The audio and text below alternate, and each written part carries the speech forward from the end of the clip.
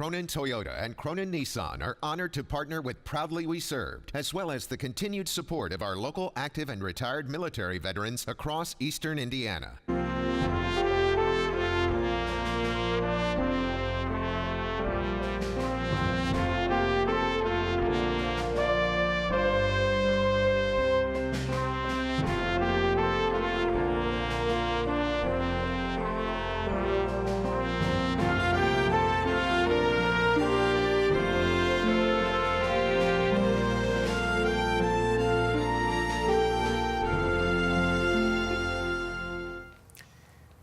I'm Al Bledsoe, Post 1108 of VFW. I'm Ron Chappell, chaplain for Vietnam Veterans Post 777, and co-host with Al here at Proudly We Served. And our guest, who's no stranger to us. Brian, you want to tell who you are? Brian Rea. I'm the Disabled Veteran Outreach Program Specialist with the WorkOne in East Central Indiana. All right. Okay, before we get started, I want to bring up that we're going to have the POW MIA ceremony. That's going to be September the 21st. 11 o'clock at Veterans Park. That's the POW MIA ceremony, 11 o'clock September 21st at Veterans Park. And with that, let's get right into it. Yeah, Brian, no stranger to us. But before we get into specifics, just kind of give us a general idea of what you do. My job is, with being the Disabled Veteran Outreach Program Specialist, is to help veterans overcome any kind of significant barrier they may have to employment.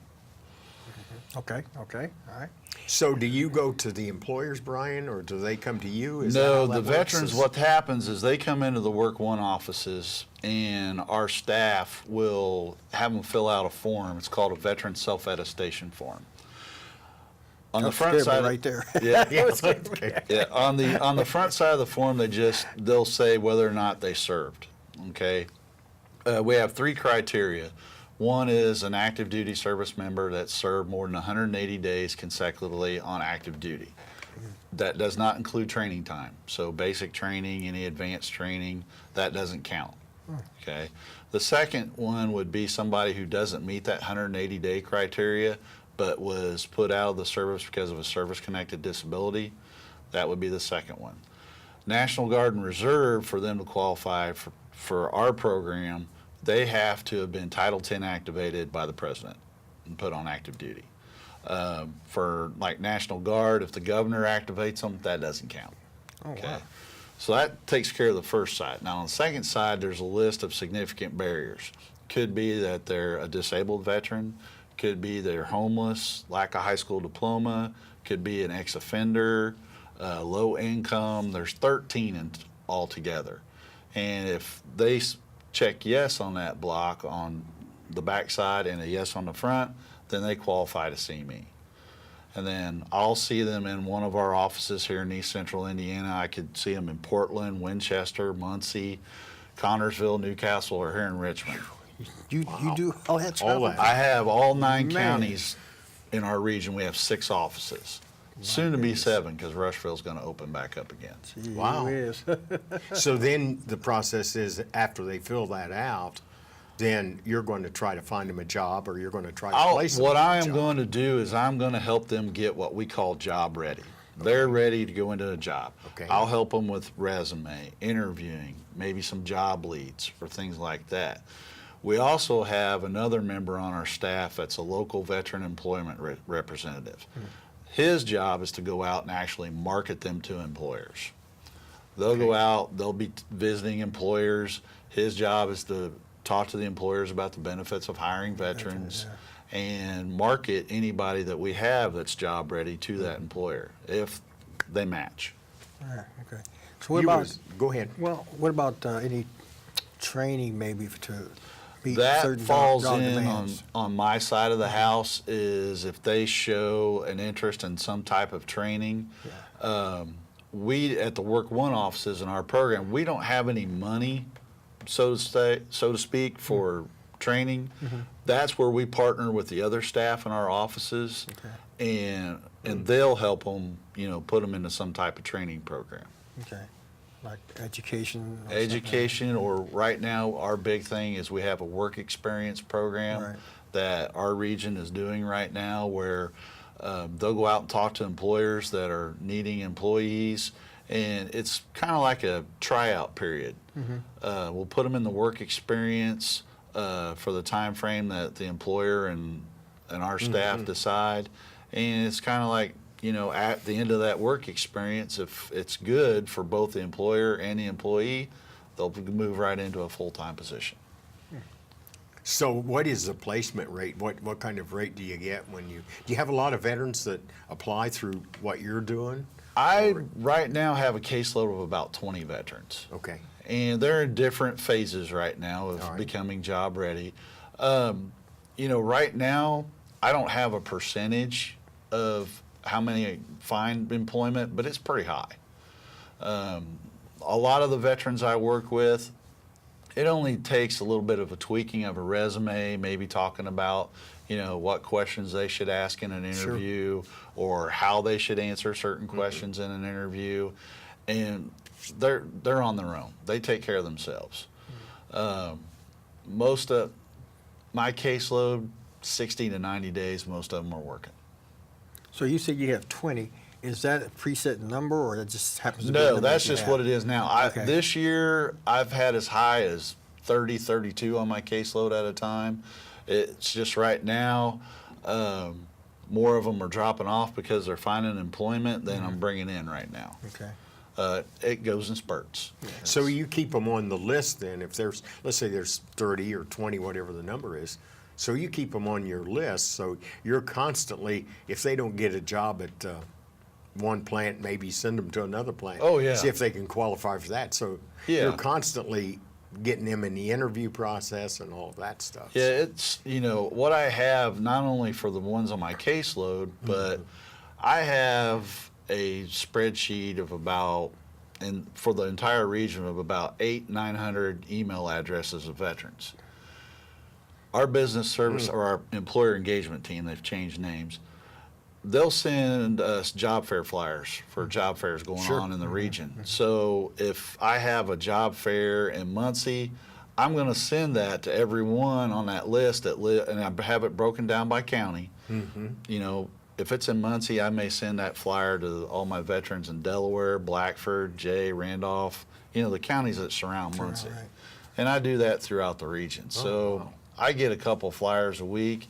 You know, I send them emails about, you know, also if I get a company, I might see something on Facebook where a company's hiring. I'll just take that information, put it in an email, send it to the veterans that I have on my list. Now, Well, how do they generally- get, go ahead. Well, how do they get on your list? Where I get their email addresses is that at some time or another, they've registered on Indiana Career Connect, which is the state of Indiana's job searching website. And that's where I've gotten all these email addresses. Okay. So the veteran community, it seems to me, would be a pretty stable worker. I mean, you know, in other words, at our place, I know that as a general rule, the veterans are pretty good. That's what, About on time and all that stuff. I mean, Yeah. it's real critical that they're on time, but you know, I've talked to employers before that a big deal was just showing up on time. Showing up. I would have never thought that. that's the big thing that our veteran employment representative is preaching to these employers is, with a veteran, you've got somebody who knows what a work ethic is, and start from it. They're going to show up on time. Right. They know how to deal with all kinds of people. Yeah. So those are the big selling points. Well, I think just if a person's on time, I mean, that's a big deal. I mean, to me, that's just second nature. I mean, that's just something you do. But to a young person starting out in the workforce, they maybe have to be taught that they need to be on time. Well, you know, in the If work military, times- yeah. I mean, let's come on, basic training, man. Yeah. You know, time. You push for time. Yeah. You know, so they kind of build that into you. You know? Soft skills are the big things employers are looking for right now.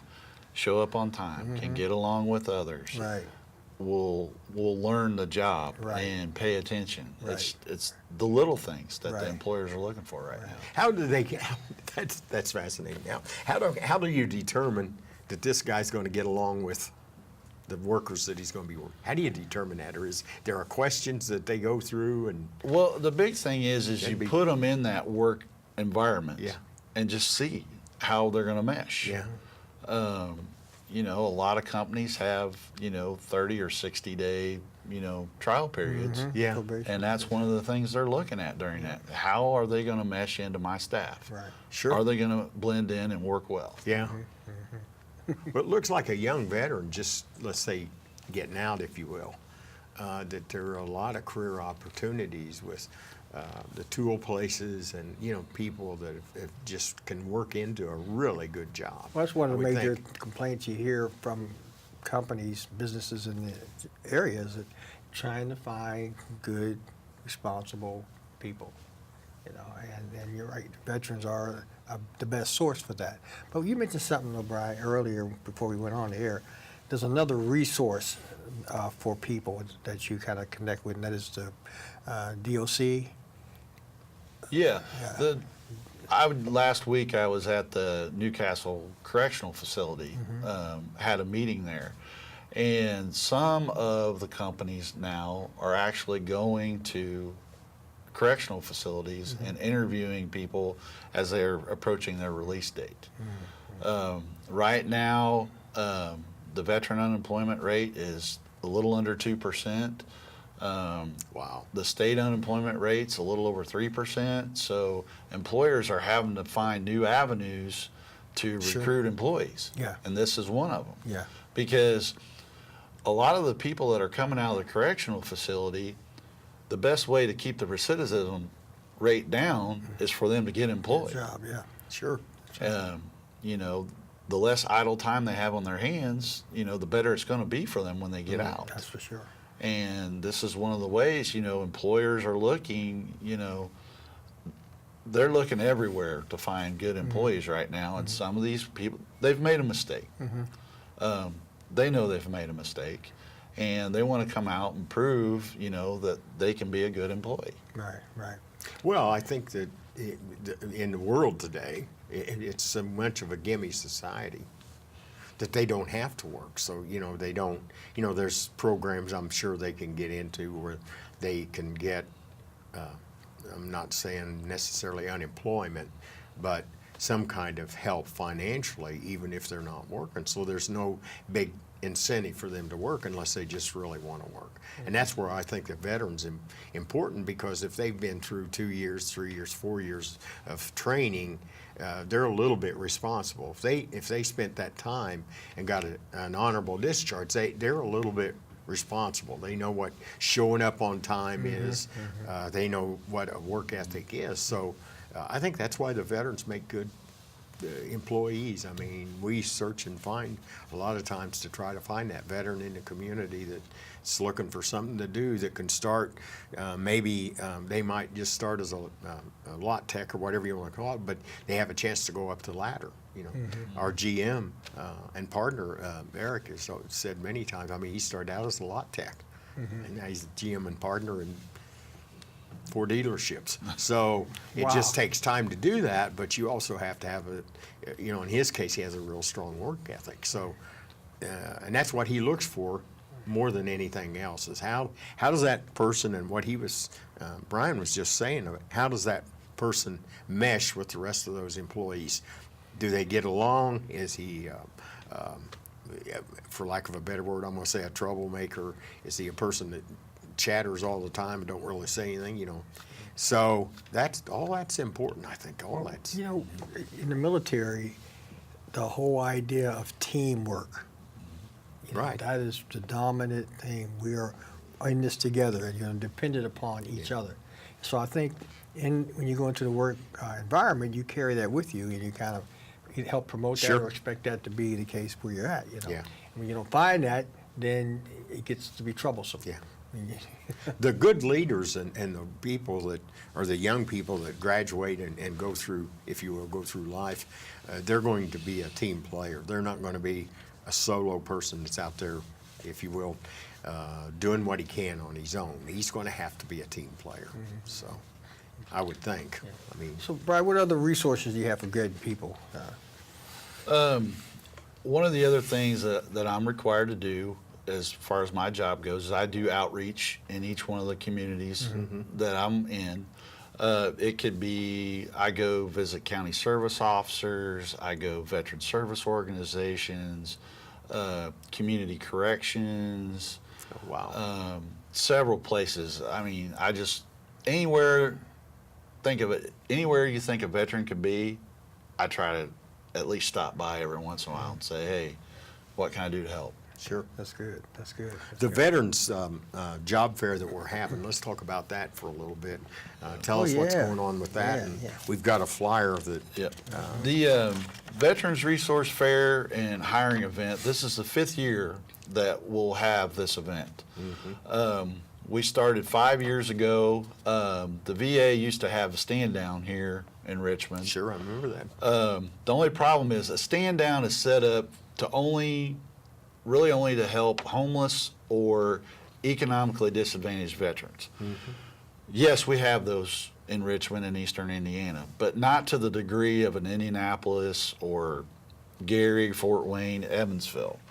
So what happens is a stand down would probably only draw 20 or 30 veterans, which is what happened the last time the Dayton VA came over and did an event. So they decided they weren't going to do one 5 years ago, and I came up with the idea of let's do something for all veterans. We still want to focus on those homeless and economically disadvantaged veterans, but let's do something for all the veterans. So what we did is we came up with this. The first year we had it at the Coleman Center out at the fairgrounds. Sure, I remember that. We had probably 40, 45 vendors, and we had 75 veterans show up. So already we doubled what the VA was doing. Yeah. Okay. Great support from the community. Everything with this event is donated. Wow. That's amazing. So the first 2 years, we had it in the Coleman Center, and we outgrew the Coleman Center. Now we do it in the Tom Raper Center out there. And last year, we had almost 100 vendors, and we had 150 veterans and family members come. Wow. What's the focus is, we've always done well drawing people from Richmond and Wayne County to come, but what we want to get out is this is the Eastern Indiana Veterans Resource Fair and Hiring Event. Right. We want veterans from all over Eastern Indiana and even Western Ohio to come in. Okay. We will have resource providers there that will have, and if I can borrow that for just a Sure, second, I sure, don't want to sure. miss anything. That's all right. We'll have health screenings. The CBOC here in Richmond has participated every year and provided flu shots. We'll have blood pressure checks, glucose checks, things like that. Governmental resources, Social Security. As a matter of fact, I just talked to their new district manager today. They're going to be signing. They're going to be back. County service officers will be there to help with benefits. Mental health services, Meridian, Centerstone, they've all participated in the past. Educational information, Ivy Tech, IU East, Trine University, Indiana Wesleyan, Indiana State, St. Mary of the Woods. All of those have participated in the past, and most of them have already signed up for this year. It seems to it me is- last year we had a big crowd at this. Yeah. I remember right, because Yeah, I mean, I was there, so I mean, it seems to me we were really busy at it. Something that's really important with what Brian's talking about also is with Anthony's proactive stance with CBOC, with them people actually showing up at events. We had a car show a couple weeks ago. CBOC was there passing out brochures and stuff. I've got my own little veterans area at work where I've got all the information they need if a veteran comes in healthcare. I think we signed up 2 people healthcare in the last month, which is not a lot in the scheme of things, but it's something. And a lot of them didn't even realize. You'd be surprised the veterans that don't realize that they have health care. And the same way with the help that he gives. Right. A lot of them are not aware of that. So if you don't get out there and tell everybody about it, or Right. like pass these out or whatever we're doing, that to me that's real important. There's a built-in incentive here. And the higher you're at. $299 of y'all have to get there early. $299. It says $300, but I'm going to be there early. Okay, so $299. You guys better get there early for lunch. Yeah, the employment opportunities also is we'll have employers there, and for them to participate, they have to have job openings. Yeah. We want to stay away from, somebody coming in, an employer that's just there to, hey, wave the flag, I'm here supporting veterans, but I don't have any job openings. Right. That's discouraging. We want you to have a job opening Yeah. if you come and participate. Right. The thing that we're doing that started last year that's helping get the word out more is Whitewater Broadcasting is our media partner. Yeah, that's, Okay. And Stephen Clark has done an outstanding job. I wish he could have been here today, but he's got a big sales meeting that he couldn't get out of. But he has been huge in helping us get the word out. What they've done is they've got a 1-minute commercial that will air on all of their stations. They have 5 stations, wow. 2 in Richmond, Connorsville, Rushville, and Winchester. Yeah. Last year, they aired that 1-minute commercial 150 times on each station. Wow. And that was huge. He's been instrumental in getting our building sponsor because the fairgrounds would love for us to use that facility and not pay for it. Right. But since it's not a youth event, they have to charge the rent to use the Tom Raper Center because it's not a youth event, Oh, I didn't know that. which is completely understandable. Yeah, So yeah. First Bank Richmond has stepped up and has sponsored the building the last 2 years. All right. Wow. And we get a lot That's of a other, pretty big expense too, because I know I've been involved a little bit with some of the fundraisers and stuff. That's a pretty big expense. and we have others that have stepped up. Golden Corral's the one who provides the meal for the veterans. This year, the first 300 veterans that are there. $299. Oh, that's right. I won't be- $2.99. I'm gonna be there. It's probably gonna be $2.98. I'm gonna be there anyway, so it's $2.97. So, I'll be there at opening. What the heck? we're. I won't say who, but we're almost sealed the deal for a vendor to provide the resource people or all the vendors their meal, their lunch. Oh, Wow. Last year, we fed both the vendors and the veterans, and we've done that every year. Harrington Hope provides water for the event every year. Meyer gives us a gift card for, that's what we use to buy the pop Okay. for the meal. okay. But Lowe's has helped out in the past. So we've got several vendors that have stepped up and helped make this event possible. And the biggest thing that I can tell everybody that's watching is I can almost guarantee you there's going to be something at this event that you're not aware of or can use. You just got to show up. It's on October 19th. That's a Friday. The event starts at 10 o'clock, goes till 2. The opening ceremony will have the Lincoln High School Choir is going to be there again. They're going to do the national anthem and a patriotic song. Mayor Snow will be there to welcome everybody to Richmond. And then we'll have Laura McKee, who is the women's coordinator for the Indiana Department of Veteran Affairs. She is going to be there to speak during the opening ceremony as well. That's great. So Well, and this goes out to all the counties that, what'd you say? Yes, there are What, 9 counties. 9 counties. So this ought to be a big kind of gala event. Just for from looking and veterans. listening, this is going to be the best one we've ever from a had. vendor standpoint and even attendance-wise, I feel pretty safe in saying this is the biggest veterans It themed looks like event in this part of the state. Yeah. Wow. That's good.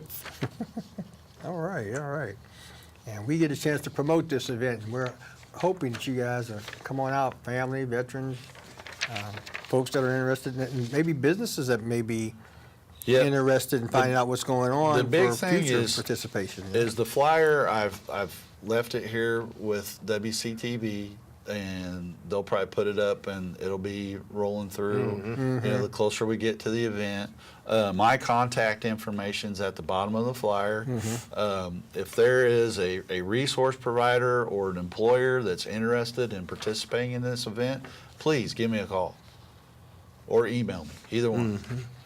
And we'll get you the link to register, and we'll have you out. We want to bust last year. We want to get 100 vendors this year.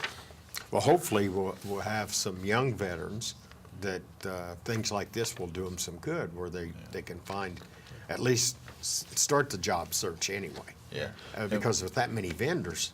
Yeah, well, we've had the registration link open for just a couple of weeks, and we've already got over 50 vendors signed Oh, up. wow. So, Well, Wayne County tends to be very pro-veteran, you know. and these resource providers and employers are not just from Richmond. They're all over the state. Wow. Wow, that's all right. That's all right.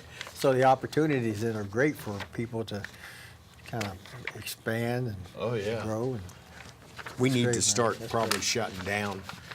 So let's go back and make sure that everybody's got the date, time, phone number, Brian's phone number, and all of that information that we need. Let's go through that just yeah, they might want to briefly, call him but- or email him. Yeah. Yeah. It's Friday, October 19th. The event's from 10 till 2. It's at the Tom Raper Center out the Wayne County Fairgrounds. You can contact me at 765-238-0007, or you can email me at brea@work-one.org. Okay.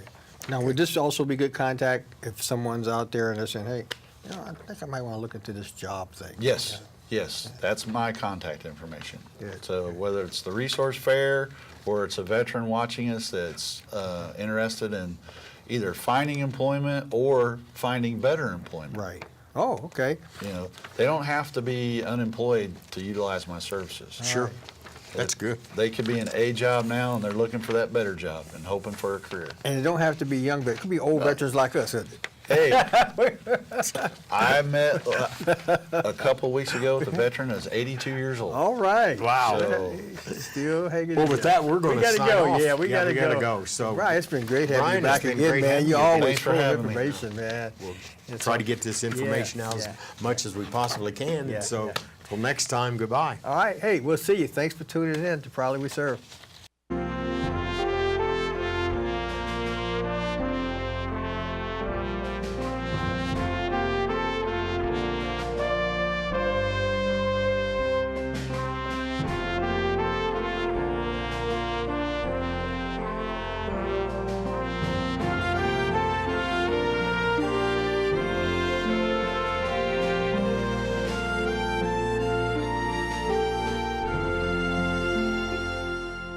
Cronin Toyota and Cronin Nissan are honored to partner with Proudly We Served, as well as the continued support of our local active and retired military veterans across eastern Indiana.